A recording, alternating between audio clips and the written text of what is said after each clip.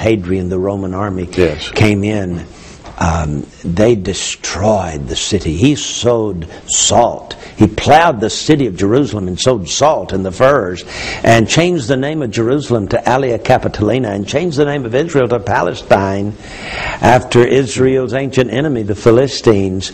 And the church looked at that and said, oh, the Jews are forever forsaken. That's right. They are no longer relevant.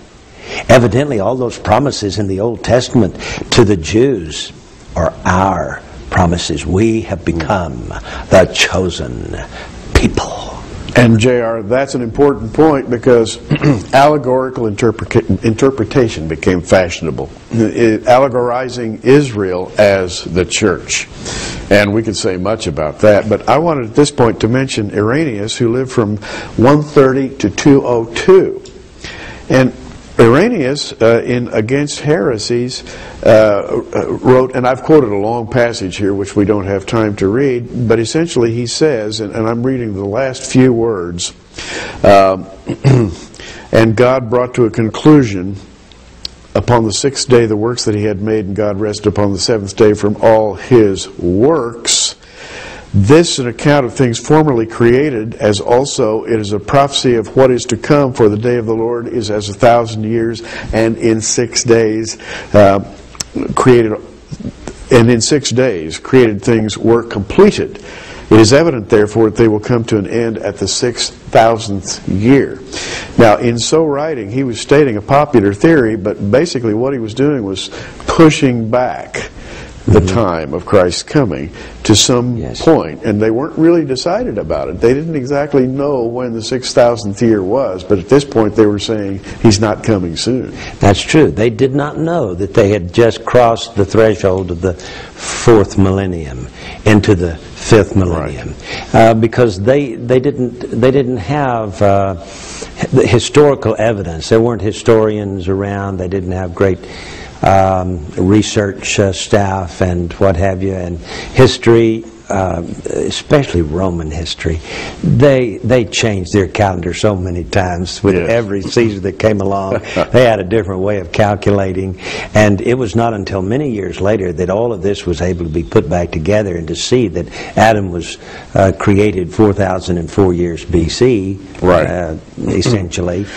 All they knew, J.R., was that there would be a considerable length of time, and the job was no longer to watch and wait on a daily basis, but rather to live as the salt of the earth.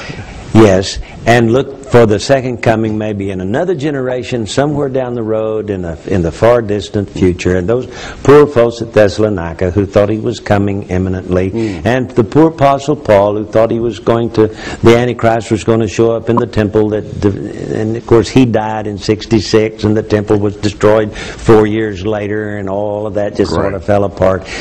Poor folks, they just didn't really have it all together. They didn't quite understand it. But now we can see it better. It's clear. It looks like it'll be 6,000 years. And of course, he got that from John's teaching, even at the end of the first century. And so all of this was right, but it kind of magnified the problem until prophecy became irrelevant. It'll be another 1,000 years, 2,000 years. We don't know when. But it's going to be at the end of 6,000 years. And then came the state church. AD 312, with the Edict of Toleration, Constantine established the state church and said, okay, Christianity is legal, which sounds wonderful, until you stop and note that now the church was controlled by the state.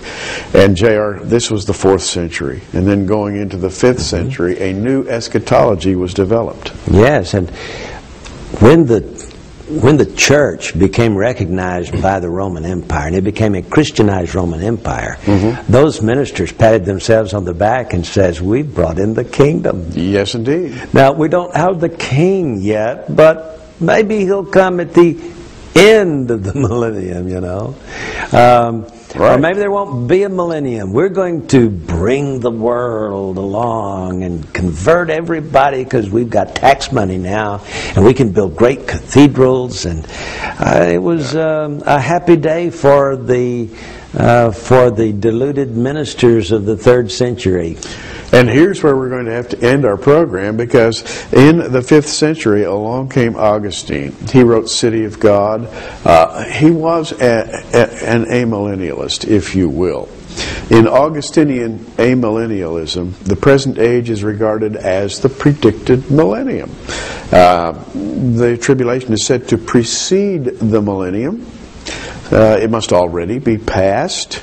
And so the troubles of Israel in connection with the day of the Lord are often thought to be past tense.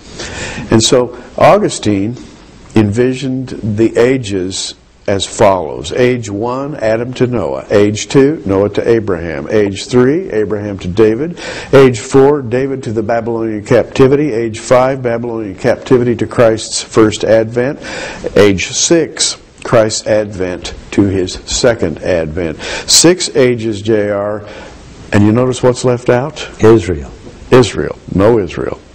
Israel is no longer relevant. The church has taken over all of the chosen people promises, and the church is going to grow and win the world, and then Christ will come back and pat us on the back and say, good job. Right.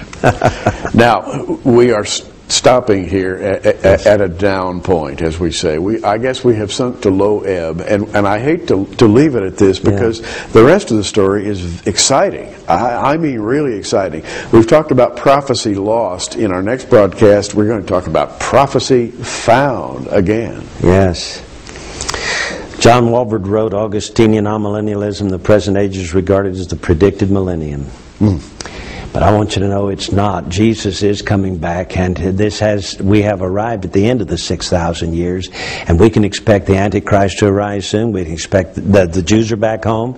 We can expect them to restore their kingdom. So don't miss next week's program. This is J.R.CHURCH and Gary Stearman. Until next time, keep looking up.